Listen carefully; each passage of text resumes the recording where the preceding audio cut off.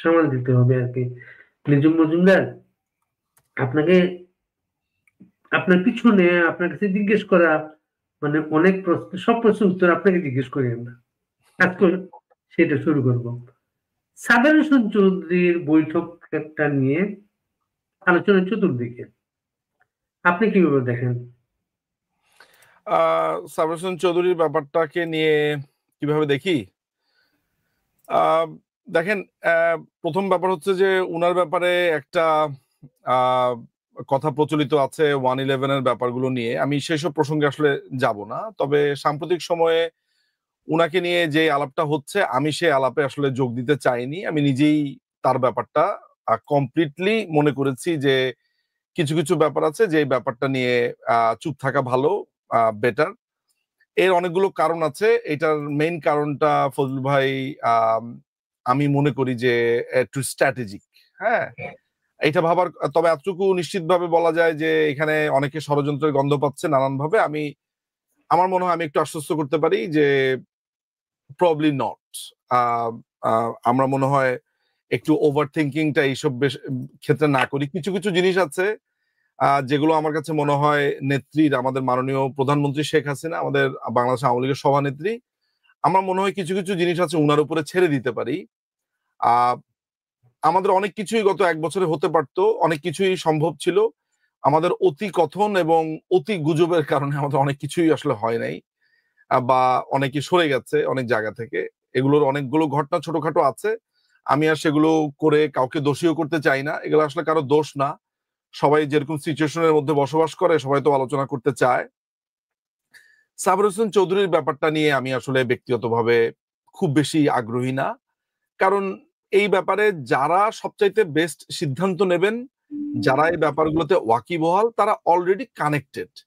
So আমি এই সব ক্ষেত্রে নিজেকে খুবই আদার ব্যাপারই মনে করি। আমি মনে করি যে এই ব্যাপারে তো আমার কনসার্ন হওয়ার কোনো প্রয়োজন নেই। এইটা এইটা আমি মনে করি। বাড়ি ভাই, আসলে টু বি অনেস্ট, সাবের হোসেন চৌধুরীকে জামিন দেওয়া হয়েছিল কেন জানেন? ধরেন আমার আমার যেই জানাটা আছে উনার জামিন দেওয়ার ব্যাপারে বা যেটার ব্যাপারে, আমি একজন আইনজীবী হিসেবে সেটাকে আইনি প্রক্রিয়ার মধ্যে বলবো। আমি কোনো ধরনের এই কথার উত্তর দিতে গেলে আমি জানি যে এখানে অনেক ধরনের ষড়যন্ত্র তত্ত্ব হাজির করতে হবে। এই মুহূর্তে আমি সেই তত্ত্বগুলো নিয়ে আলোচনা করতেই চাই না। একেবারেই কোনো ষড়যন্ত্র না। সাবের হোসেন চৌধুরীর জামিনের বিষয়টা হচ্ছে, সাবের হোসেন চৌধুরী এখন পর্যন্ত ইন্টারন্যাশনাল পার্লামেন্ট এমপিদের যে সংগঠন, সারা পৃথিবীর এমপিদের সংগঠন, ওই সংগঠনের কিন্তু সভাপতি সাবের হোসেন চৌধুরী।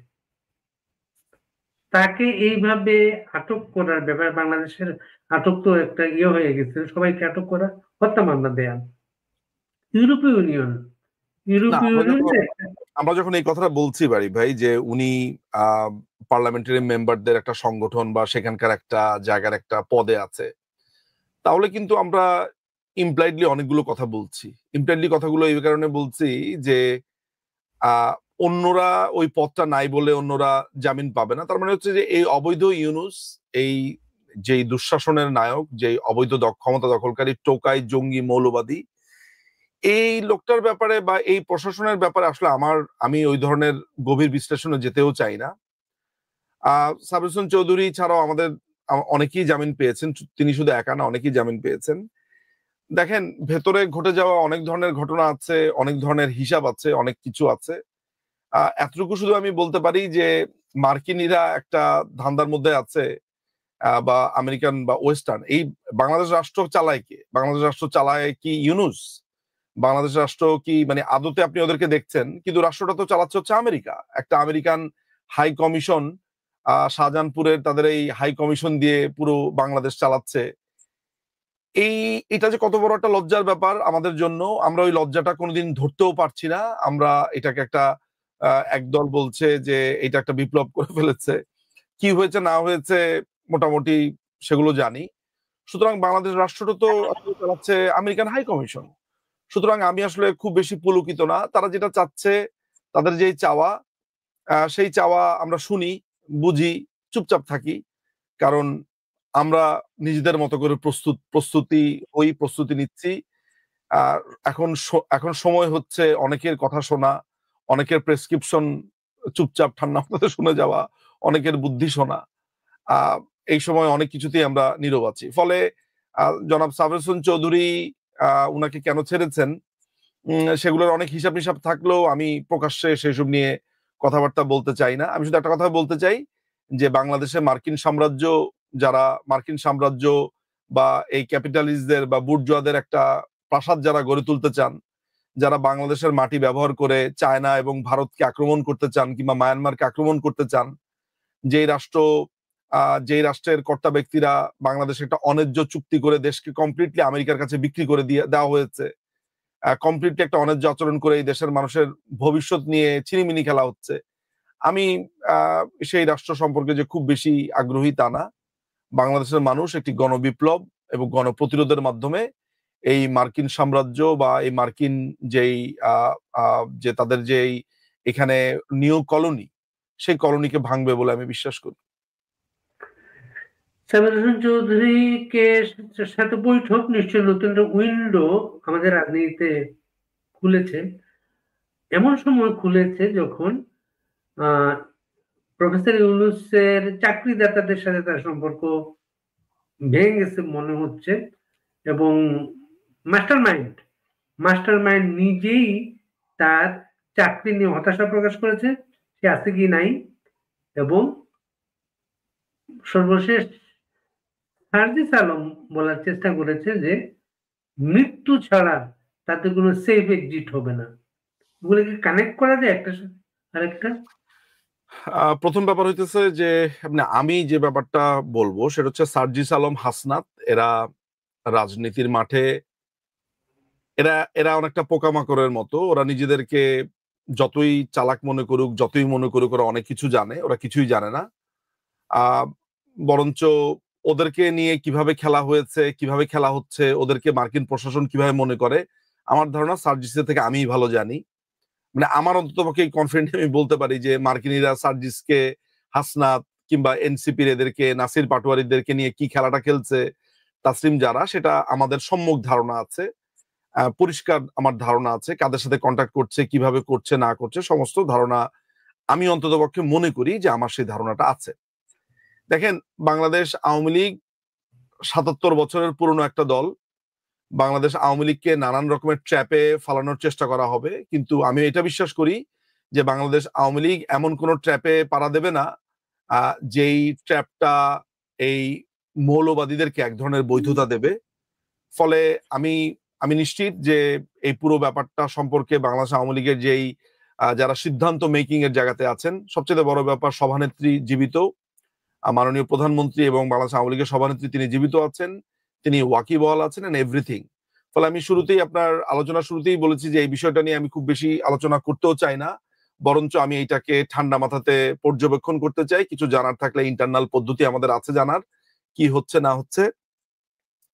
তবে যেসব পরিকল্পনারা এই মার্কিন সাম্রাজ্যবাদীরা করার চেষ্টা করছে, তাদের পরিকল্পনার কথা এর আগে আমি ফেসবুকে লিখেছি। তাদের পুরো স্ট্রেট ফরওয়ার্ড তাদের যে ইচ্ছাটা, সেটা হচ্ছে যে তারা বাংলাদেশে একটি নতুন রাজনৈতিক বলয় তৈরি করবে এবং সেটা মার্কিন সুবিধা মতো।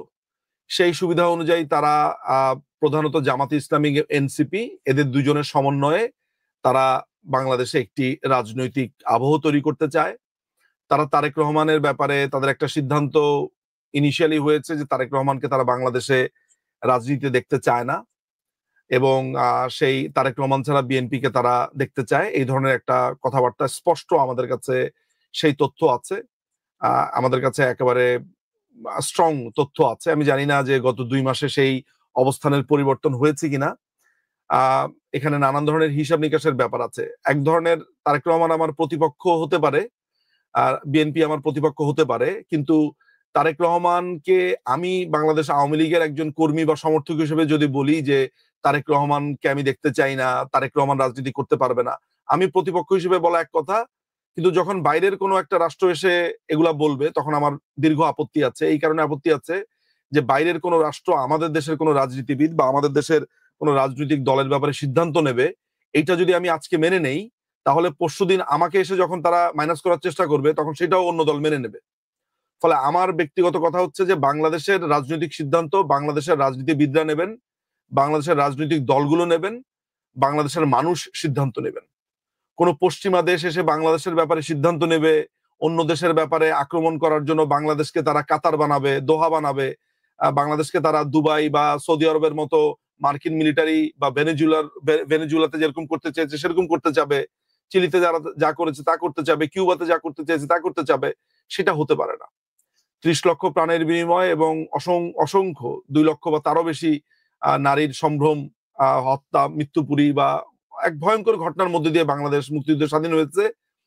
এই দেশকে মার্কিন সাম্রাজ্যবাদীরা যেই অবস্থার মধ্য দিয়ে এই মুহূর্তে নিয়ে যেতে চায় বাড়ি ভাই, আনফরচুনেটলি আমি যে আপনাকে খুব বেশি ডিটেল বলবো তেমনও নয়, আসলে অনেক কিছু মুখ বুঝে সহ্য করতে হয়।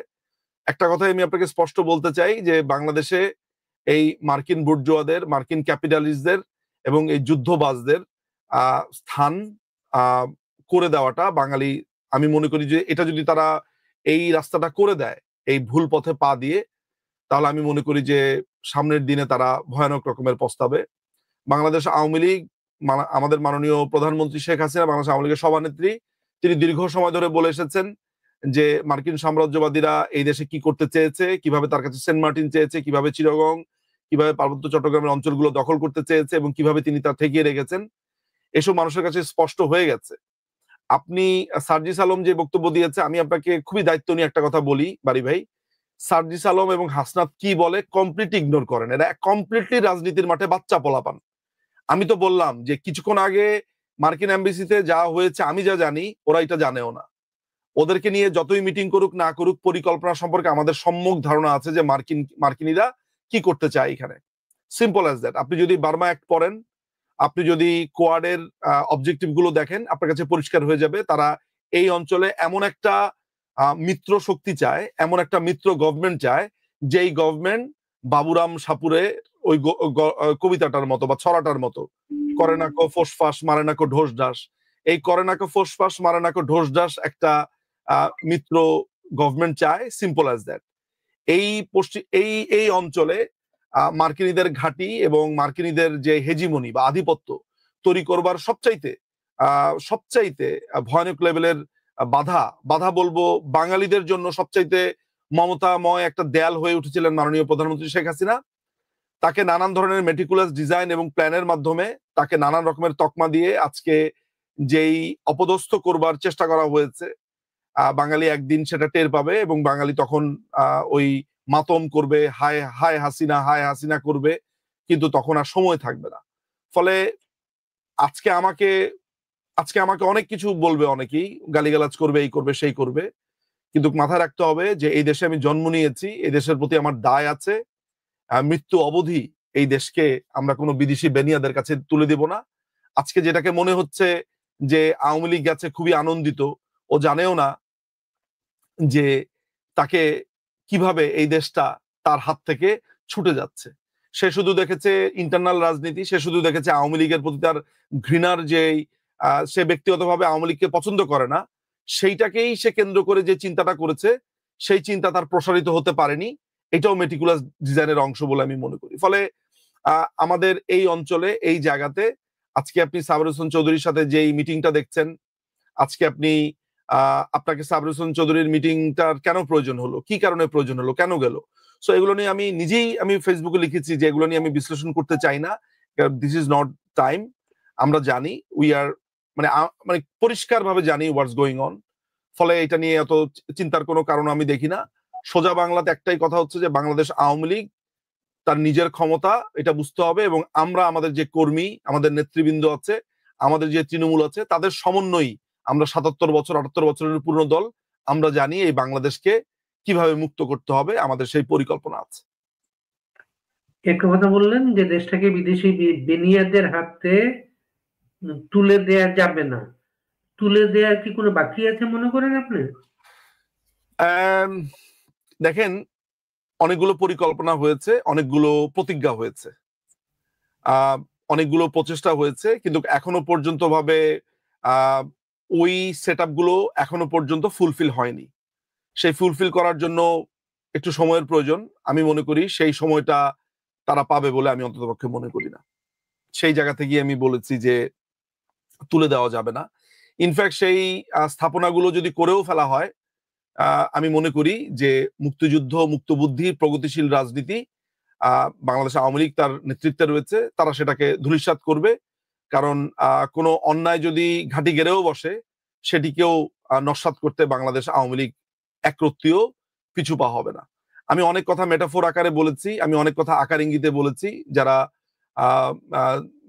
বিজ্ঞ পাঠক বা দর্শক আছে, তারা নিশ্চয়ই বুঝতে পারছে যে আমার এই বক্তব্যগুলো অনেকটা আমি আড়ষ্টভাবে বলছি, আমি পুরোটা বলছি না। নিশ্চয়ই যারা বোঝার তারা বুঝবে, বুঝে নেওয়াই উচিত, কারণ এই প্রসঙ্গে আমি খুব বেশি বিস্তারিত কথা বলতেও চাই না।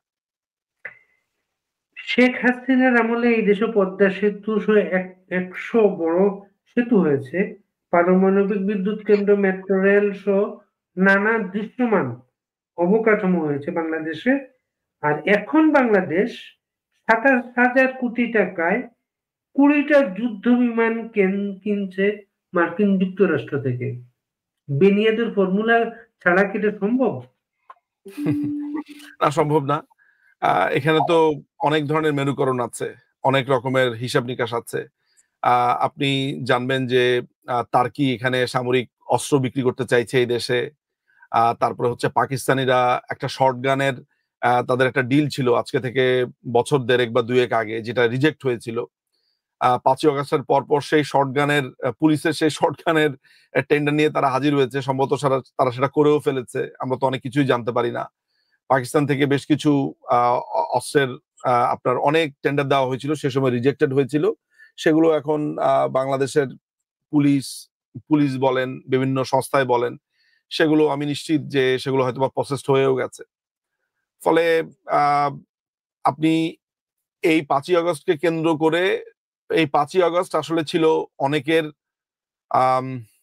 কি বলবো আপনাকে, যে এটাকে একটা নিউ কলোনি বানানোর জন্য যেই প্রস্তুতিগুলো ছিল 5ই আগস্টের আগ পর্যন্ত তৎকালীন সরকার, এগুলো ছিল বাধার মতো, পাহাড়ের মতো দাঁড়িয়ে। তাদের কারণে অনেক কিছু করা সম্ভব হচ্ছিল না। আমি আপনাকে কয়েকটা উদাহরণ দিয়ে বুঝাই। যেমন পিটার ডিহাস আমেরিকার আপনার অ্যাম্বাসেডর ছিলেন, এবং তিনি, আপনি জানেন যে অ্যাম্বাসেডরের চাকরির পরপরও সে আপনার এক্সিলেট এনার্জির সেখানে একজন উপদেষ্টা হিসেবে চাকরি গ্রহণ করেছেন। আমি আরেকজন ব্যক্তির নাম বলবো, অনেকেই সে ব্যক্তির নাম শোনেনি। আমি দর্শক যারা আছে তারা নিশ্চয়ই গুগল করে তার ঠিকানা বলতে তার সমস্ত কিছু বের করে ফেলতে পারবে। তার নাম হচ্ছে ম্যাথিউ বে। ম্যাথিউ বানানটা অনেকে জানবে, BEAH মনে হয় তার লাস্ট নেম, ম্যাথিউ বে, এটা দিলেই বের করতে পারবে। American high commission. পাঠকদেরকে বলবো যে তার ব্যাপারে একটু গুগল করার জন্য, তার ব্যাপারে খোঁজ নেওয়ার জন্য। এরকম অনেক নাম না জানা ব্যক্তিরা আছে যারা এইসব জায়গাতে ভূমিকা রেখেছে। তারপর আরো কয়েকজনের নাম আমি আসলে বলতে পারি, কিন্তু আমি একজনের নাম দিয়েই বললাম। সুতরাং অনেক প্লেয়ার এখানে আছে, অনেক খেলোয়াড় এখানে আছে। আমেরিকান যেই পররাষ্ট্র নীতি যেটা আছে, সেটা সরকার পরিবর্তন হলেই যে তাদের যে একটা ব্রিগার পট পরিবর্তন হয়, সেটাও না। তারা মূলত ফরেন যে পলিসিটা, সেটা তাদের অনেকটা ইরেসপেক্টিভ অফ তাদের পলিটিক্যাল পার্টিজ এর চেঞ্জিং অর নট চেঞ্জিং, এটা ডাজন্ট ম্যাটার। ম্যাটারটা হচ্ছে যে তাদের পরিকল্পনাটা এটা আসলে রাষ্ট্রীয়ভাবে আসলে এমন ভাবে নেওয়া থাকে যে পট পরিবর্তন হলেও সেটা আসলে খুবই কম পরিবর্তন হয়। ফলে এই অঞ্চলে তারা মায়ানমারকে দুই ভাগ করবার মধ্য দিয়ে, কিংবা পার্বত্য চট্টগ্রামে নতুন রাষ্ট্র, কিংবা এখানে একটা বেস করবার মধ্য দিয়ে তারা চায়না এবং ইন্ডিয়ার দিকে যেই অস্ত্র ত্যাগ করেছে বা করতে চায়, বাংলাদেশ যেন কোনোভাবেই সেটির একটি বলবো প্র্যাকটিসিং গ্রাউন্ড না হয়। অনেকেই মনে করে আমরা বাঙালিরা খুবই সেলফ প্যাম্পার্ড, আমরা মনে করি আমেরিকা মনে হয় সারাদিন আমাদেরকে নিয়ে ভাবে, ওরা মনে হয় আমাদের ভয়ে, মানে আমাদের চিন্তায় থরহরি কম্প। আসলে ব্যাপারটা ওরকম কিছুই না। আমেরিকা আমাদেরকে 2 পয়সারও পাত্তা দেয় বলে মনে হয় না, কিন্তু তারা আমাদের ল্যান্ডটা ব্যবহার করতে চায়। এবং যারা যাদেরকে নিয়ে চিন্তিত, সেটা হচ্ছে চায়না এবং ভারত। তো নানানভাবে কন্ট্রোল করবার মাধ্যমটাই বাংলাদেশ। কিন্তু তারা যার কারণে অসম্ভব রকমের এখানে বাধাগ্রস্ত ছিল, তিনি আমাদের মাননীয় প্রধানমন্ত্রী শেখ হাসিনা। এটার মানে এই না যে তিনি আমেরিকার শত্রু ছিলেন। তিনি কোন রাষ্ট্রের সাথে শত্রুতার সম্পর্ক এগুলো রাখেন উনি। তিনি যেটা করেছেন, তিনি সিম্পলি জোট নিরপেক্ষ রাষ্ট্র আমরা, বাংলাদেশকে তিনি ব্যাটলফিল্ড হতে দিবেন না, বাংলাদেশকে একটি শান্তির রাষ্ট্র তিনি করতে চান। এবং তিনি বাংলাদেশকে অবকাঠামোগত উন্নয়নের মধ্য দিয়ে এখানে প্রচুর অপরচুনিটি বৃদ্ধি করতে চেয়েছেন। একটা পদ্মা সেতু করলে কি শুধু আমি আর আপনি গাড়ি নিয়ে পার হবো এইটাই? কিন্তু আমরা এটা কেন দেখি না যে একটা পদ্মা সেতু মানে হচ্ছে কমিউনিকেশন এবং পণ্য বহনের একটা দিগন্ত। যে পণ্যটা আপনাকে ফেরি দিয়ে পার করতে আপনাকে 500 টাকা যেত, একটা ব্রিজ হওয়ার কারণে সেটার জন্য আপনার 2 টাকা, তাহলে আপনার 498 টাকা বেঁচে গেল। এটার প্রভাব তো জাতীয় জীবনে পড়বে। ফলে অবকাঠামোগত উন্নয়নের জন্য আমাদেরকে অনেকের কাছে হাত বাড়াতে হয়েছে। মার্কিনীরা বরাবর সেই যাদের দিকে আমরা হাত বাড়িয়েছি তাদের প্রতি বিরূপ প্রচারণা চালিয়েছে। বলা হয়েছে যে চায়নার ট্র্যাপের ফাঁদে পড়েছি, এই করেছি সেই করেছি, তাদের টাকার ফাঁদে পড়েছি, নানান রকমের বলেছে। এখন কি হয়েছে বাংলাদেশে গত 1 বছরে আপনি লক্ষ্য করে দেখেন। সো এন্ড অফ দ্য ডেতে আমাদের হাজার হাজার শ্রমিক কলকারখানা বন্ধ হয়েছে। বাংলাদেশ আওয়ামী লীগের নেতাকর্মী যারা আছে তাদের ব্যবসা প্রতিষ্ঠান, তাদের সেই ব্যবসা প্রতিষ্ঠানের কর্মচারী সমস্ত কিছু ছারখার হয়ে গেছে। এবং এতে করে বাংলাদেশ এমন একটা অবস্থার মধ্যে পড়েছে যে আপনি দেখেন চাঁপাইনবাবগঞ্জের হিলিতে নাকি হিলিটা কোন জায়গায়, লালমনিরহাট নাকি দিনাজপুর, দিনাজপুরে আমরা দেখেছি ডাস্টবিনে একটা মানুষ আপনার না খেতে পেয়ে তিনি মারা গেছেন, আমরা তাকে দেখেছি সেখানে। সুতরাং বাংলাদেশে মাননীয় প্রধানমন্ত্রী কিন্তু অনেকদিন ধরে বলেছিলেন যে আমাদের ছাদে গাছ লাগাতে হবে, আমাদেরকে আমাদের পতিত জমিগুলোকে আমাদের কাজে লাগাতে হবে। তিনি কিন্তু এইসব আশঙ্কা করছিলেন। এগুলোর কিন্তু অনেক ডিপার মিনিং ছিল, আমরা মাননীয় প্রধানমন্ত্রীকে অনেকেই বুঝতে পারেনি। তরুণরা নানান রকমের ফাঁদে পড়েছে, প্রলুব্ধ হয়েছে, হয়ে এই সরকারের বিরুদ্ধে গেছে। এখন তারা আস্তে আস্তে বোঝা শুরু করছে। মাননীয় প্রধানমন্ত্রী জানতেন যে পশ্চিমাদের একটা প্রেশার আসবে, কারণ পশ্চিমারা তো আসলে আমাদের কোনো ভালো কিছু চায় নাই। তারা বন্ধুত্বের কথা বলে বারবার এখানে কলোনি করতে চেয়েছে। বাংলাদেশকে তারা মনে করেছে জিওপলিটিক্যালি এবং এখানে একটা একটা খুবই উপাদেয় একটা জায়গা, যেই জায়গা থেকে বন্দুক তাক করলে আপনার শত্রু ঘায়েল করতে পারবে। ফলে যেই কেয়ারটেকাররা এখন ক্ষমতায় এসেছে, যেই দারোয়ানগুলোকে তারা নিয়ে এসেছে, এই দারোয়ানগুলো কোনো ফোসফাস করছে না। তাদেরকে নানান ধরনের প্রলুব্ধ দেখানো হচ্ছে যে এদেরকে দিয়ে সরকার গঠন করবে। আমেরিকা তাদের একটা মিত্র শক্তি ক্ষমতায় থাকলে আগামী 5 বছর পরে কাজ যখন শেষ হয়ে যাবে তখন এদেরকে ছুঁড়ে ফেলে দিবে। এই ধরনের ব্যাপার স্যাপার এখানে আছে, তাই না? সুতরাং এগুলো অত্যন্ত জরুরি বিষয়। আমরা এগুলা বারবার বলছি। যখন জুলাই মাসে আমরা যখন বারবার বলছিলাম যে এগুলো জামাত শিবিরের আক্রমণ, তখন আমাদেরকে নানান ভাবে বলেছে যে না, এগুলো তো আমরা গড়পড়তা সবসময় বলি। হ্যাঁ, এগুলা বলে এটাকে অনেকে ওভারলুক করেছে। এখনো আমরা বারবার বলে যাচ্ছি যে মানুষ বুঝতে পারছে না যে পশ্চিমা সাম্রাজ্যবাদীরা, এই সাম্রাজ্যবাদী শব্দটা বললেই অনেকে মনে করে আমার মনে হয় ব্যাকগ্রাউন্ড কমিউনিজম, আমি মনে হয় কমিউনিস্ট পার্টি করতাম, বা আমি মনে হয় খুবই বাম ঘেঁষা লোক। কিন্তু এটা ভুলে গেলে চলবে না যে বাংলাদেশ আওয়ামী লীগ বরাবরই সমাজতন্ত্রে বিশ্বাসী, মানুষের অধিকারে বিশ্বাসী, এবং পশ্চিমা আধিপত্যের বিরুদ্ধে বরাবরই বাংলাদেশ আওয়ামী লীগ কথা বলে এসেছে। আমিও একজন সমর্থক হিসেবে তার ব্যতিক্রম নেই। ফলে আপনি আজকে যেই প্রশ্ন আমাকে করেছেন, শুরুটা যাকে দিয়ে করেছেন, উনার সাথে আমার লাস্টের সমস্ত কথাগুলোর একটা সংযোগ আছে, আপনি চিন্তা করলেই বুঝে ফেলবেন। আমাদের অনুষ্ঠানগুলো দেখতে একটা কথা বলে দিব বাড়ি ভাই, বাংলাদেশ আওয়ামী লীগ কারো বৈধতার বস্তু হিসেবে ব্যবহৃত হবে না।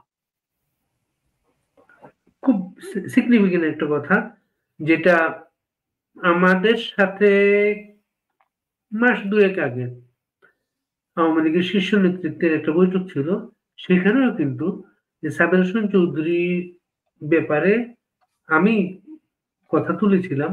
আমি তখন জবাব পেয়েছিলাম যে উনাকে একটা দায়িত্ব দেয়া আছে।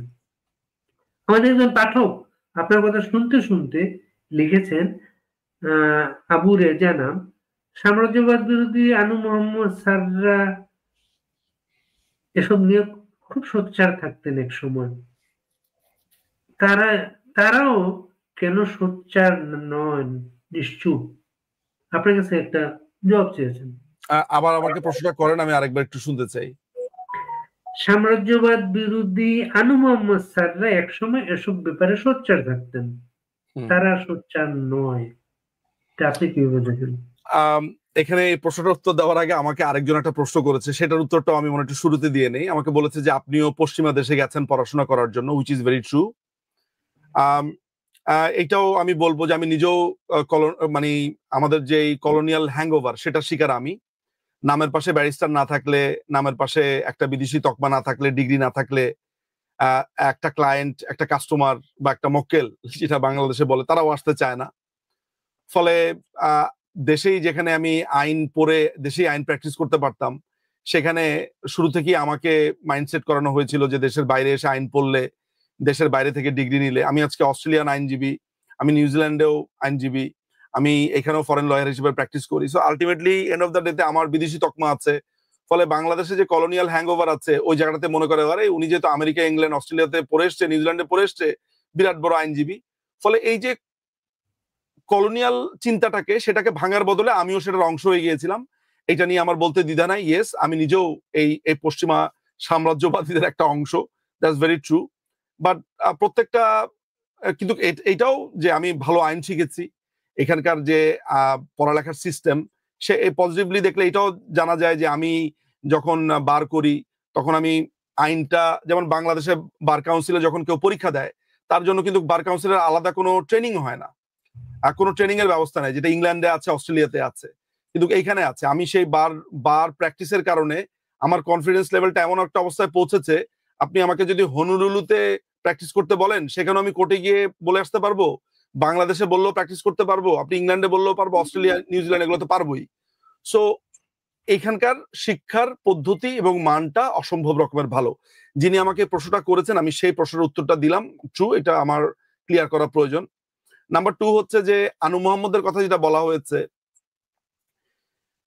আনু মোহাম্মদরা আসলে একটা পলিটিক্যাল জায়গা থেকে এই কাজগুলো করতেন। আমরা কি কখনো প্রশ্ন করেছি যে আপনাদের যে এই যে আপনারা রামপাল নিয়ে বিরোধিতা করছেন, এই যে এটা নিয়ে বিরোধিতা করছেন, ওটা নিয়ে বিরোধিতা করছেন, এই যে এত লোক বল ব্যানার, আপনারা টাকাগুলো পান কোথায়? কারা আপনাদেরকে টাকা পয়সা দেয়? কোত্থেকে আপনারা ফান্ডিং পান? এসব প্রশ্নগুলো আমরা কিন্তু কখনো করি নাই। সুতরাং আজকে এত ঘটনা ঘটে যাচ্ছে, পশ্চিমাদের এই বড় রকমের ভয়ানক লেভেলের এখানে আমরা পদধ্বনি শুনতে পাচ্ছি, সেই জায়গাতে কিন্তু আনু মোহাম্মদের চুপ থাকতেই হচ্ছে, কেননা তাদের পেটে ওদের খাবার আছে। তো যদি আনু মোহাম্মদের পেটে পশ্চিমা আগুন থাকে, তাহলে সেই আগুনকে আপনি পেরিয়ে আপনি নিজের সত্যিকারের মৌলিক আগুন দেখাতে পারবেন, সেটা আমি বিশ্বাস করি না। ফলে সেই কারণেই আনু মোহাম্মদদেরকে এত নিষ্প্রভ দেখা যাচ্ছে, কারণ যেই মৌলিক আগুন আমাদের দেখার কথা, তারা সেই মৌলিকের বদলে যৌগিক আগুন তাদের পেটে দিয়ে বসে আছে। এই হচ্ছে ঘটনা। It's very simple. আনু মোহাম্মদকে দেখতে যতই নিরীহ মনে হোক না কেন, আনু মোহাম্মদদেরকে দেখলে মনে যতই সার বলুক না কেন, যে উনারা মনে হয় উনার কোনো প্যান্ট নাই, জামা নাই, উনি অত্যন্ত দরিদ্র গরিব, এই যে একটা প্রতিভূ, এগুলো প্রত্যেকটাই বাহানা, এগুলোর প্রত্যেকটাই হচ্ছে ওই পশ্চিমাদেরই একটা কারসাজির একটা অংশ। আমি গত 1 বছরে এগুলোর ভেতরে যে গভীরভাবে প্রবেশ করতে পেরেছি, আমার দেখার দুর্ভাগ্য বা সৌভাগ্য হয়েছে, আমি এখান থেকে নির্দ্বিধায় বলতে পারি, আমি নির্দ্বিধায় একটা কথা বলতে পারি যে এই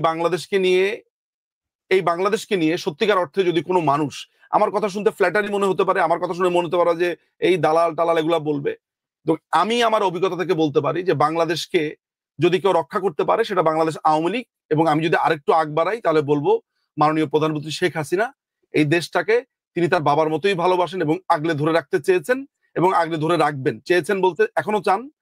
এই ষড়যন্ত্রের মধ্যে তিনি পড়েছেন এবং নিশ্চিতভাবে তার নেতাকর্মীদের মাধ্যমে আমরা এই দেশকে পুনর্বার স্বাধীন করবো। এটা শুনতে আপনার যা রকম শোনা যাক না কেন, দিস ইজ দ্য রিয়েলিটি বাড়ি ভাই, দিস ইজ দ্য রিয়েলিটি। আপনার কথা শুনতে শুনতে মোহাম্মদ বেলাল নামের একজন এই সাবের চৌধুরী আবার প্রশ্ন করেছেন, যেহেতু 111 সময় তিনি -2 ফর্মুলার সঙ্গী ছিলেন, এর জন্য তার মনে সন্দেহ লাগছে, এর জন্য তিনি আপনাকে প্রশ্নটা করেন। দেখেন 111 সময় সাবের হোসেন চৌধুরীকে নিয়ে যে আলাপগুলো হয়েছে, সে আলাপ করতে গেলে একটা লম্বা আলাপ হবে। আমি যেহেতু ওই সময় ওই ঘটনা ওই মুহূর্তে ছিলাম না, আমারও শোনা কথা। তবে আমার কাছে মনে হয় যে যার সবচাইতে বেশি এই ব্যাপারে ওয়াকিবল থাকার কথা, যিনি আসলে এই ব্যাপারগুলো বিশ্লেষণ করে একটা সিদ্ধান্তের জায়গায় আসবেন, তিনি মাননীয় প্রধানমন্ত্রী শেখ হাসিনা এবং একই সাথে বাংলাদেশ আওয়ামী লীগের যে সিনিয়র নেতৃবৃন্দ যারা আছে তারা। ফলে আমি একজন সামান্য কর্মী বা একজন সামান্য সমর্থক হয়ে আমি মনে হয় না এই গুরুত্বপূর্ণ ব্যাপারে কোনো মন্তব্য করা উচিত হবে। কেন উচিত হবে আমি আপনাদেরকে বলি। সেটা হচ্ছে যে আপনারা হয়তো লক্ষ্য করে থাকবেন যে আমি আমাদের বাংলাদেশ আওয়ামী লীগ সম্পর্কে আমি কথা বলছি, বিভিন্ন জায়গাতে যাচ্ছি, দৌড়াচ্ছি। এক ধরনের দায়িত্ব আমার মধ্যেও এসেছে, আমারও এক ধরনের দায়বদ্ধতার জায়গা আছে। আমি আমার এরকম একটা দায়বদ্ধতার জায়গাতে এমন কোনো মন্তব্য করতে পারি না যে মন্তব্যের কারণে আরেকজন মানুষ কনফিউজ হয়ে যেতে পারে। আমি শুধু এতটুকুই মনে করি যে আমার সন্তান, বাংলাদেশ আওয়ামী লীগ, আমার সন্তান ডুবে যাচ্ছে বা আমার সন্তানকে ডুবিয়ে দেওয়ার চেষ্টা করা হচ্ছে। আমার সন্তানকে যে কোনো মূল্যে আমাকে বাঁচাতে হবে। আমি 1/11ও স্মরণ করতে চাই না, আমি কিছুই স্মরণ করতে চাই না। আমি শুধু একটাই স্মরণ করতে চাই যে মাননীয় প্রধানমন্ত্রী আমাকে কি দায়িত্ব দিয়েছেন, কি কাজ দিয়েছেন, কি করতে বলেছেন, আমি শুধু সেটাতেই ফোকাস থাকতে চাই। এবং আমি এইটাও নিশ্চিত করতে চাই আমাদের যত নেতা কর্মী আছেন যে মাননীয় প্রধানমন্ত্রী সমস্ত বিষয়ে ওয়াকিবহাল, ইচ এন্ড এভরি আপডেট তার কাছে আছে। সুতরাং আপনার এবং আমার কোনো ভয় পাওয়ার কোনো কারণ নেই। আপনার সন্তানকে বাঁচাতে যে আপনি আমেরিকা পর্যন্ত গিয়েছিলেন, ওই সময় আমরা সবাই দেখলাম যে 3টা দলের 6জন তাকে ওই দলে অন্তর্ভুক্ত করা হলো, এবং কেউ কেউ বলছিলেন আমেরিকা হচ্ছে তাদের সাথে কথা বলতে চায় বা তাদের সাথে বসতে চায়, তাদেরকে প্রশিক্ষণ দিতে চায় আগামী পার্লামেন্টে যারা থাকবে, এই দলের লোকেরা আগামী পার্লামেন্টে থাকবে, এদের সাথে আলাদা কোনো বৈঠকের ব্যাপারটা অনেকে বলছিলেন। আপনি কি কোনো আভাস পেয়েছেন এটা? অবভিয়াসলি আমেরিকা এদের ব্যাপারে এক ধরনের দৃষ্টিভঙ্গি তাদের আছে, কিন্তু এটা তো আপনাকে বুঝতে হবে যে বাংলাদেশের স্বাধীনতাই আমেরিকা চায় নাই। ওই সময় আমি নিজেও আমেরিকাতে ছিলাম। আমাদের এই মুক্তিযুদ্ধের সময় আমেরিকান অক্ষশক্তি বা আমেরিকার যারা বন্ধু বান্ধবরা আছে তারাও তো এই দেশকে স্বাধীনতার বিপক্ষে কমপ্লিটলি ছিল। তারা ফ্রিগেট পর্যন্ত পাঠিয়েছে, তারা জাহাজ পর্যন্ত পাঠিয়েছে। তো তারা কি আমাদেরকে মুক্তিযুদ্ধ ঠেকিয়ে রাখতে পেরেছে? হ্যাঁ, সেটার প্রতিশোধ তারা 75-এ নিয়েছে। আর সেটার প্রতিশোধ তারা নানান সময় নানান ভাবে বিভিন্ন অপকর্মের সাথে যুক্ত হয়ে নেওয়ার চেষ্টা করেছে। কিন্তু এই পর্যন্ত আপনি যত যাই বলেন না কেন, গত 15 বছরে বাংলাদেশের যে অবকাঠামোগত উন্নয়ন হয়েছে, যেই নানান রকমের শুধু ফিজিক্যাল উন্নয়নের কথা বলবো কেন, ইনট্যাঞ্জিবল যে আমি বলবো যে উন্নয়নগুলো হয়েছে, এন্ড অফ দ্য ডেতে 15 বছর তো তিনি দমিয়ে রেখে, তিনি নানান ধরনের শক্তিকে দমিয়ে রেখে কাজ করেছেন, করেন নাই? কার কার শক্তিতে করেছেন? জনগণের শক্তিতে করেছেন। যেই জনগণ আজকে, যেই জনগণের একটা অংশ আজকে তাকে নানানভাবে বলবো যে সমালোচনা করছে, নানানভাবে বলছে, কে জানে এই জনগণ এখন চোয়াল শক্ত করে রেডি হচ্ছে তাকে ফিরিয়ে আনার জন্য। You never know. একটা কথা আমি বারবার বলি, আমি যেটা বিশ্বাস করি সেটা হচ্ছে যে আমার কাছ থেকে দেখার সুযোগ হয়েছে, মাননীয় প্রধানমন্ত্রীর কথা শোনার সুযোগ হয়েছে, আমি আমার এই দেশের রাজনীতি বোঝার সুযোগ হয়েছে। যতটুকু বোঝার আমার সুযোগ হয়েছে, আমি তো রাজনীতি নিয়ে পড়াশোনা করি আজকে দীর্ঘ সময় ধরে, খুবই ক্লোজলি মেশার আমার যে সুযোগ হয়েছে, দেখার সুযোগ হয়েছে, তাতে করে আমি একটা কথা বলতে পারি, বাংলাদেশ আওয়ামী লীগ এমন একটা পার্টি, এমন একটা দল, বাংলাদেশে এমন কোন দলের তৃণমূল নাই যেটা বাংলাদেশ আওয়ামী লীগের তৃণমূলকে বিট করতে পারে। আপনি এটা আমার দলকে চাঙ্গা করার জন্য আমি এটা বলছি না বাড়ি ভাই, আপনি বিশ্বাস করেন আমি আপনাকে এটা বলি, আজকে 100 ছেলেকে আমি 5 মিনিটের মধ্যে হাজির করতে পারবো, শুধুমাত্র যদি বলি যে প্রধানমন্ত্রীর জন্য সে প্রাণ দিতে উৎসর্গ কিনা। 100 ছেলে এখন দাঁড় হয়ে যাবে। সে শুধু একটা কথা বলবে যে আমি আমার এই প্রাণ আমি নেত্রীর জন্য দিব, এটা সে নিশ্চিত হতে চায়, ইয়েস সে প্রাণ দিবে। তাকে প্রাণ দিতে হবে না, কিন্তু সেইটার জন্য তৈরি। আমি 100 তো কম বললাম, এরকম হাজার হাজার আছে এই দলের জন্য, মুক্তিযুদ্ধের জন্য, বঙ্গবন্ধুর জন্য যা খুশি তা করতে পারবে। মৃত্যুর শেষ মুহূর্তে বলেছে জয় বাংলা, দেখেছেন নিশ্চয়ই আপনারা সেটা। তো বাংলাদেশ আওয়ামী লীগ ছাড়া এরকম কোন নেতাকর্মী নাই। সো বাংলাদেশ আওয়ামী লীগের তৃণমূল যতদিন পর্যন্ত বেঁচে আছে এখনো পর্যন্ত আমি তার শক্তি টের পাই। এবং এগুলো কোনো প্রণোদনার কথা না, এগুলো আমি এমন কোনো কথা না যে আমি খুবই তাত্ত্বিক ভাবালোচনা করছি, ওরকমই না। This is the reality. সুতরাং আজকে আমাদের একটু বেকায়দা অবস্থায় আমরা হয়তো অনেকে আমাদেরকে দেখতে পাচ্ছে, কিন্তু এটাও মাথা রাখা জরুরি যে আমাদের প্রস্তুতিও থেমে নাই, আমাদের কাজকর্ম আসলে কোনোভাবে থেমে নাই। দেখেন আমি আপনাকে একটা ছোট উদাহরণ দেই। এই মাত্র আমার ওয়াইফ আমাকে কফি দিয়ে গেলেন, আমি ছোট্ট একটা উদাহরণ আপনাকে বোঝাই।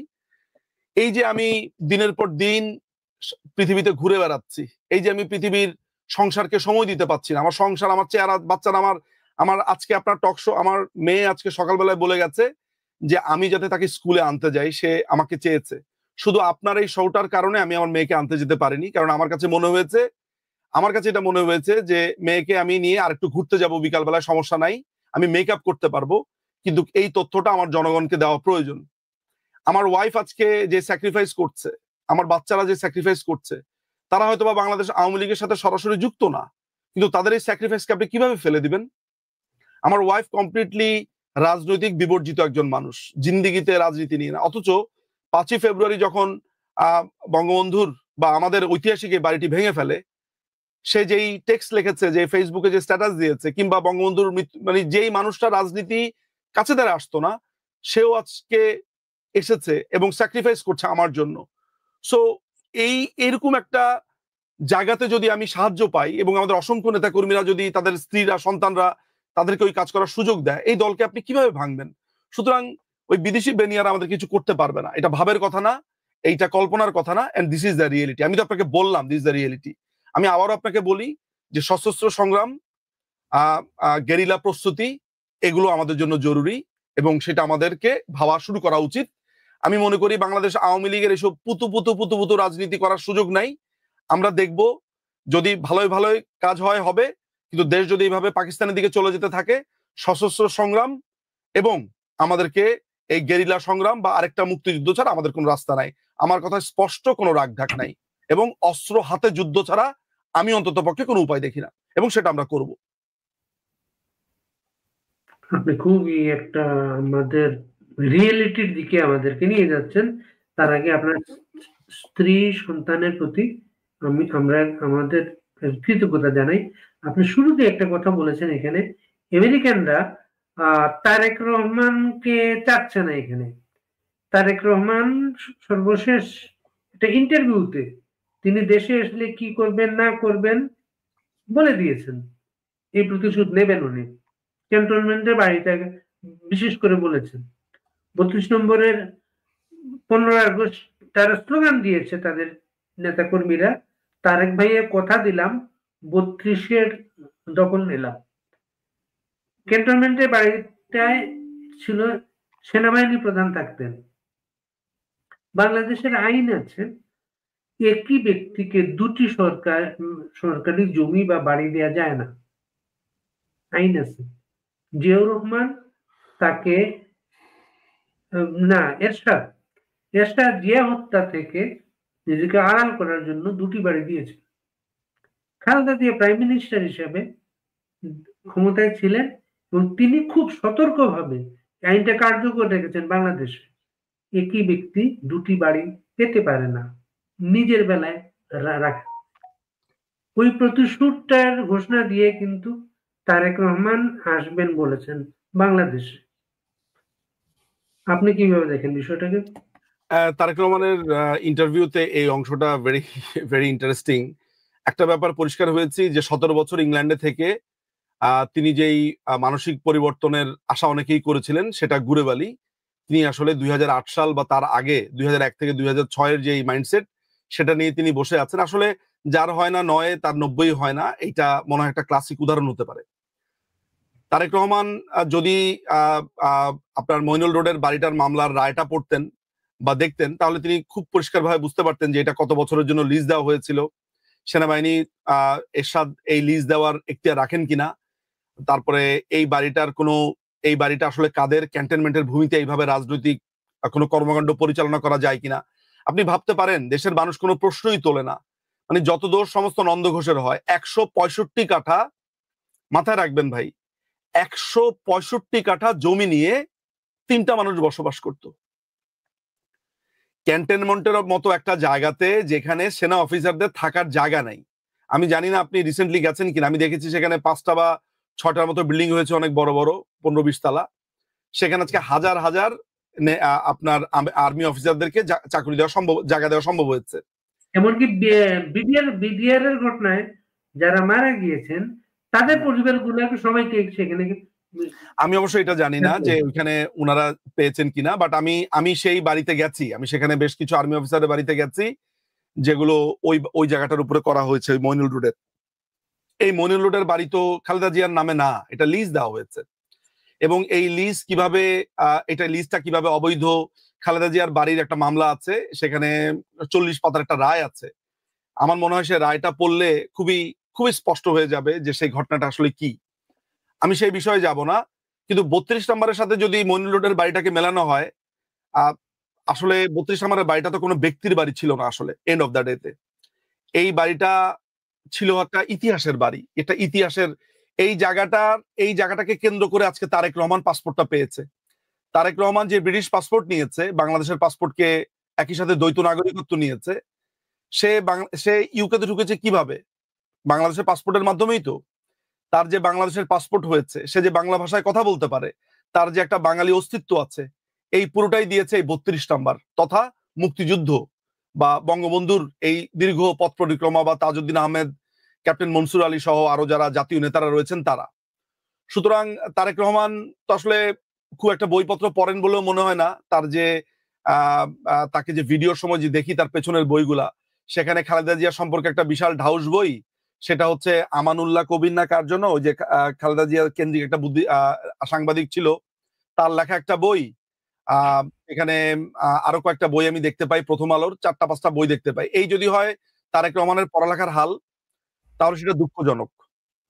আমি তারেক রহমানকে বলবো, ইংল্যান্ডেই যেহেতু তিনি থাকেন, আমার লাইব্রেরিতে প্রচুর বই আছে, তিনি যদি আরেকটু পড়ালেখা করতে চান আমার লাইব্রেরি থেকে, আমি জীবনেও কাউকে বই ধার দেই না, কিন্তু তারেক রহমানকে আমি বই ধার দিতে রাজি আছি, অ্যাটলিস্ট পড়ালেখা করে যদি তিনি, এবং তিনি যদি আমার সাথে রাজনীতি নিয়ে আলোচনাও করতে চান, তিনি আমার ধারণা ঋদ্ধ হবেন, তার আসলে এগুলো জানা দরকার। লন্ডনে আমার ওয়ান অফ দ্য রিচেস্ট একটা লাইব্রেরি আছে। এনিওয়ে, তাকে আমি অফারটা করি, রাজনীতি সম্পর্কে তিনি আরো জানুন। দেখেন, তার মধ্যে প্রতিহিংসা, তার মধ্যে একটা গোপন ক্ষোভ আমি লক্ষ্য করেছি। আমি নিশ্চিত যে যে তারেক রহমান যেই কারণে তাকে আজকে রাজনীতির বাইরে আজকে 17-18 বছর থাকতে হলো, তিনি আরো ওয়ার্স সিচুয়েশনে বাংলাদেশে নিয়ে যাবেন। আমিও ইংল্যান্ডে থাকি, তিনিও ইংল্যান্ডে থাকেন। আমি লাইফে পরিকল্পনা বাংলাদেশকে নিয়ে যেভাবে করি, একটা ডাইভার্সিটি, একটা টলারেন্ট সোসাইটি, আমি তার কথাবার্তার মধ্যে সেগুলো কোনো ছোঁয়াও পাই নাই। সেই তার মইনুল রোডের বাড়ি, সেই তার নানান রকমের আলোচনা আমি সেখানে দেখেছি, তার মধ্যে রাজনৈতিক প্রজ্ঞা, তার ওই ইন্টারভিউটার ভেতরে আমি কোনো ধরনের ফিলোসফিক্যাল অ্যাসপেক্ট, ফিলোসফিক্যাল কোনো আলাপ আমি দেখতে পাইনি। হ্যাঁ, তিনি এই রাষ্ট্রটাকে নিয়ে তার যে এই চিন্তা ভাবনা, সেই চিন্তা ভাবনার মধ্যে আমি গদ বাঁধা বিএনপির রাজনীতি দেখতে পেয়েছি, যেটা আমাকে হতাশ করেছে, রীতিমতো হতাশ করেছে। আমার একটা একটা মনে মনে একটা ধারণা ছিল যে তিনি মনে হয় অনেক কিছু পড়েছেন, জেনেছেন, একটা উন্নত অবস্থাতে নিজেকে নিয়ে গিয়েছেন। এটা আমাদের জন্য খুবই দুঃখজনক একটা ব্যাপার, খুবই দুঃখজনক একটা ব্যাপার। সো তারেক রহমানের এই বক্তব্য আমাদেরকে যে মেসেজটা দেয়, সেটা হচ্ছে আমরা একটা ভিন্ডিকটিভ রাজনীতির দিকেই এন্ড অফ দ্য ডেতে আগাচ্ছি, এবং এই হানাহানির রাজনীতিকে তিনি প্রমোট করবেন বলে আমার কাছে মনে হয়। আমি তার এই ইন্টারভিউ দেখতে দেখতে তার 2001 থেকে 5-এর সময়ের একটা ইন্টারভিউর কথা মনে পড়ছিল।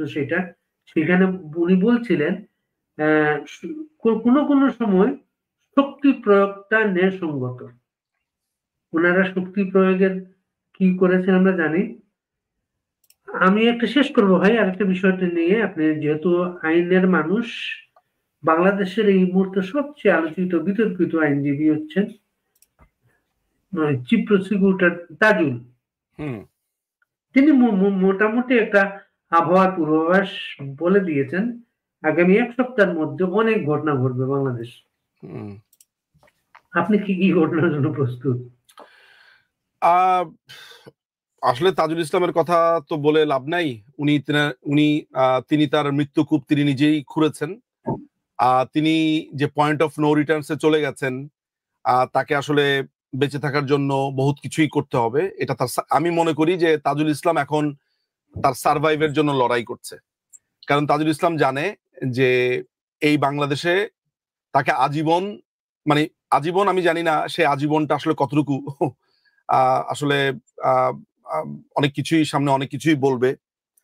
তো তাজুল ইসলাম একটা বিচার প্রক্রিয়াকে যেভাবে ডিস্টর্ট করেছে, একটা বিচার প্রক্রিয়াকে যেভাবে জামাতিকরণ করেছে, যেভাবে একটি বিচার প্রক্রিয়াকে প্রকাশ্যে বলেছে যেটি একটি প্রতিশোধের বিচার, এই বিচার প্রক্রিয়াকে যেভাবে সে নিজের মতো করে কাস্টমাইজ করেছে, এই সমস্ত কিছুই আমি বলবো যে আমাদের বিচার বিভাগকে একেবারে মানে যাকে বলে ধ্বংস করে দেওয়ার সামিল। তো তাজুল ইসলাম এক সপ্তাহের মধ্যে কি ঘটবে না ঘটবে, কি হচ্ছে না হচ্ছে, আমি আসলে এগুলো নিয়ে একেবারে ভাবিত না। কারণ বাংলাদেশে এখন যে বিচার বিভাগ, এটাকে বিচার বিভাগ না বলে বলা যায় যে তাজুল বিভাগ বলা যেতে পারে। এটা তাজুলের কোর্ট চলছে, এটা এটা ইন্টারন্যাশনাল ক্রিমিনাল কোর্ট না, এটা হচ্ছে তাজুলের কোর্ট। তাজুল যা বলছে তাই হচ্ছে, জামাত যা বলছে তাই হচ্ছে। তো তাজুলের আপনার এই এই প্রোগ্রামের মাধ্যমে তাজুলের প্রতি আমার একটা মেসেজ থাকবে যে তাজুল ইসলাম, আহ আহ আপনাকে ভবিষ্যতে অনেক কিছুর মুখোমুখি হতে হবে। সেদিন হয়তোবা আমরা সামনে থাকবো, দেখব। আহ সেদিন আইন এবং দেশের কানুন, দেশের সংবিধান আপনাকে নানান ধরনের প্রশ্ন করবে, নানান ধরনের বাঁকে আপনাকে নিয়ে যাবে। আপনি এখন যা করছেন, আজকে যা করছেন, আহ মনে রাখবেন যে এর প্রত্যেকটা জিনিসের প্রমাণ বা আমলনামা যেটাকে বলি, এই আমলনামা হিসেবে তার ঘাড়ে চাপবে এবং প্রত্যেকটা জবাব তাকে দিতে হবে, এবং আইন তখন আইনের মতো করেই চলবে। সুতরাং সে তার পাপের বোঝা বাড়াচ্ছে প্রতিদিন ক্রমাগতভাবে। আমি একেবারেই তার কথার উত্তর দিতে কমপ্লিটলি অনাগ্রহী। কারণ প্রথমত সে আন্তর্জাতিক অপরাধ ট্রাইব্যুনাল যেটা, সেটার সম্পর্কে সে কিছুই জানে না, তার তেমন পড়ালেখা নাই। ইন্টারন্যাশনাল ক্রিমিনাল ল সম্পর্কে কয়টা বই পড়েছে, কার বই পড়েছে, কি আইন পড়েছে, এইটা সম্পর্কে আমার যথেষ্ট সন্দেহ আছে। ওকে টপিক অ্যাডমিন ওকে যা ব্রিফ করেছে সেটার উপরেই সে চালাচ্ছে, বেঁচে খাচ্ছে, ওর মতো করে স্টিম রোলার চালাচ্ছে। সো ভবিষ্যতে তাকে অনেক কিছুর মুখোমুখি হতে হবে। এখন সে যা করছে, তাজুলের কোর্ট নিয়ে আমি কোনো কথা বলবো না, ভবিষ্যতে বাংলাদেশের কোর্টে তাকে হাজির হতে হবে। এখন সে তাজুলের কোর্ট তাজুলের মতোই চালাক, বাংলাদেশের কোর্ট আসলে দেখা যাবে তার ব্যাপারে আমরা কি সিদ্ধান্ত নেই। শেষ করবো, আর কোনো মেসেজ যদি বলার থাকে আপনার দর্শকদের উদ্দেশ্যে, বাংলাদেশের মানুষের উদ্দেশ্যে? আমার আমার একটাই বলার থাকবে, সেটা হচ্ছে যে আম, অনেক কিছুর ব্যাপারেই আমার মনে হয় মানুষের কৌতূহল থাকে, কিংবা স্ট্র্যাটেজিক কারণে আমার মনে হয় আমাদের অনেক কিছুই একটু সাবধানে আলোচনা করা উচিত। যেমন সাবর হোসেন চৌধুরীর প্রসঙ্গটা এসছে, আমার আমার আমার কাছে মনে হয়েছে যে সাবর হোসেন আমার মেয়ে আমি তাকে, আপনারা শুনতে পাচ্ছেন, কাম হিয়ার, ওকে, আমি তাকে স্কুলে নিতে যাই, কাম হিয়ার, আমি তাকে স্কুলে নিতে যাইনি, এই জন্য সে হ্যালো, হ্যালো। আমি তাকে স্কুলে নিতে যাইনি, এই জন্য সে কান্নাকাটি করছে, দেখতেই পাচ্ছেন। সরি সরি মামা।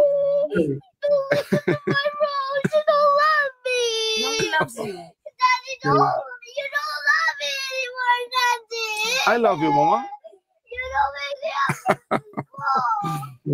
আমি ওকে স্কুলে আনতে যাইনি, এই কারণে সে বলছে আমি তাকে ভালোবাসি না। বুঝতেই পারছেন আমার জীবন কিভাবে চলে। আমাকে এখন তাকে ঠান্ডা করতে হবে, তার সাথে থাকতে হবে। সো এগুলোকে আপনি এক ধরনের স্যাক্রিফাইস মনে করতে পারেন। হ্যাঁ, আমার সন্তানদেরকে ফেলে আমি মাসের পর মাস বিভিন্ন জায়গাতে যাই, ঘুরি, যাই, সেগুলো আমি আমি এটাকে বলি না যে এটার জন্য আমাকে আপনি অ্যাওয়ার্ড দেন, রিওয়ার্ড দেন, আপনি আমাকে হাততালি দেন। I don't want that. Because Bangladesh Awami লীগও আমার ফিওনার মতো, আমার মেয়ের নাম ফিওনা, আমার ছেলে মেয়ে ঠিক আওয়ামী লীগও আমার একটা সন্তান, আমার তৃতীয় সন্তান। সো আমি হয়তো আমার তৃতীয় সন্তানের দিকে নজরটা একটু বেশি দিচ্ছে এই মুহূর্তে, কারণ তৃতীয় সন্তান এখন বিপদের মধ্যে আছে। আমি তো ওই দলের কাছে আসলে আমার কিছু চাওয়ার নাই, নাথিং।